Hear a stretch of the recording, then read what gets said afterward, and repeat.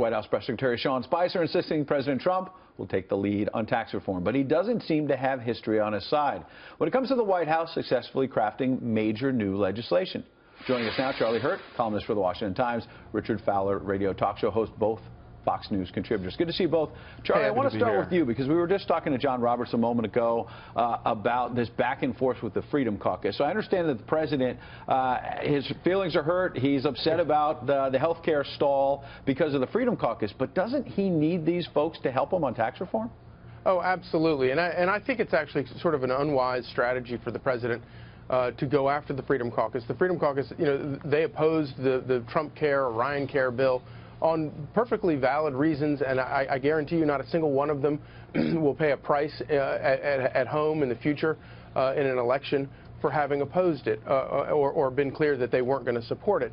I think that it's a far smarter strategy for the president to go after Democrats, because it was Democrats also who were sitting on the sidelines refusing to go along with any of this, refusing to lift a finger to fix the disaster that Obamacare has become. And Trump is right about it. You know, if without any kind of fix whatsoever, it does, you know, the blame is going to revert to Democrats who gave us Obamacare in the first place. And that leads us perfectly to Mr. Fowler. I wanted to get to you on that very point, which, okay, I could see maybe you taking a pass on Obamacare and saying the Republicans said they were going to repeal and replace it. Let's see how they do that. But you have to admit there need to be fixes to Obamacare. Even Bernie Sanders and others on the left say that. But now on tax reform.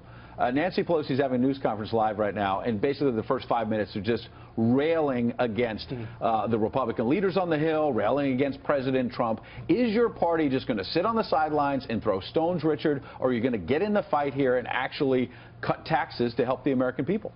Listen, if Donald Trump wants to talk to Democrats, he needs to call Leader Pelosi and Chuck Schumer down to the White House and figure out what they can do together.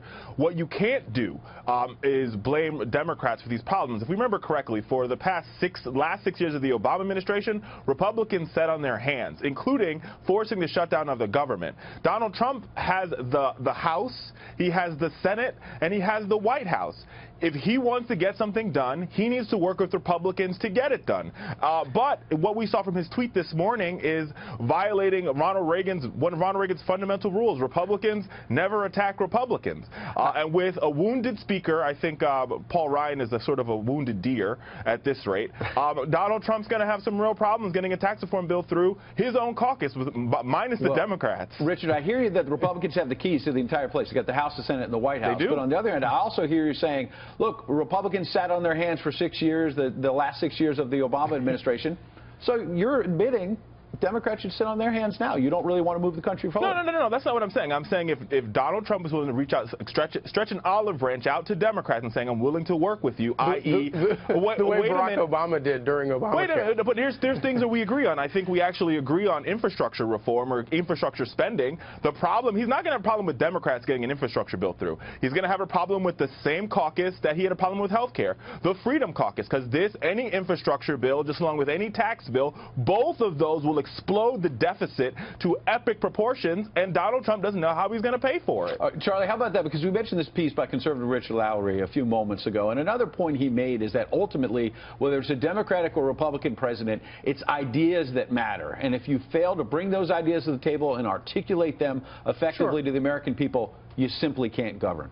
Well, no, and that's right, and of course that's also why Donald Trump won, is because he won the battle of ideas in the last election. He beat Republicans and Democrats.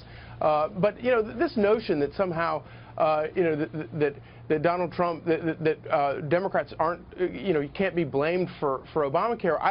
That just boggles my mind. If nothing happens to fix Obamacare, to salvage Obamacare, and we go into the next election, you can't blame anyone but Democrats for disaster care. Last point, Richard, on that point. We've all talked about it. Hang on one second. I'm going to let you talk. We talked about the epic failure for Republicans to actually repeal and replace it. But on the other hand, you can't say the Republicans are blamed for premiums spiking 116% in Arizona, right? Exactly. Well, here's the thing. There's problems with the Affordable Care Act. We can all agree on that point, right? But Republicans now have an opportunity to fix it. For 7 years, they campaigned repeal, repeal, repeal. Then it turned into repeal and replace.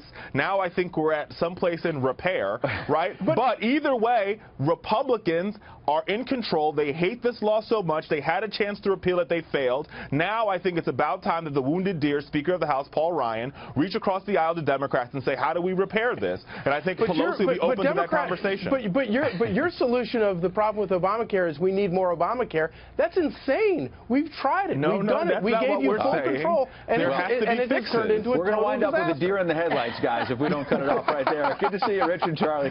Have a good day.